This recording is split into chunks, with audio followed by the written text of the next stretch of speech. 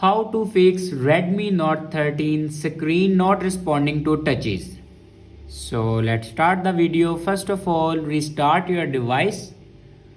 For restart your device, press and hold volume up button and power button at the same time. Like that.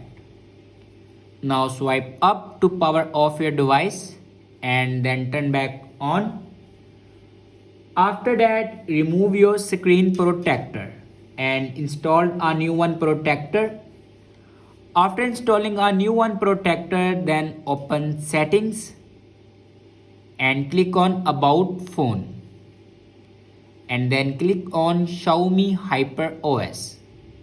Now here you can check your software updates. If it doesn't update to latest version, then update it to latest version.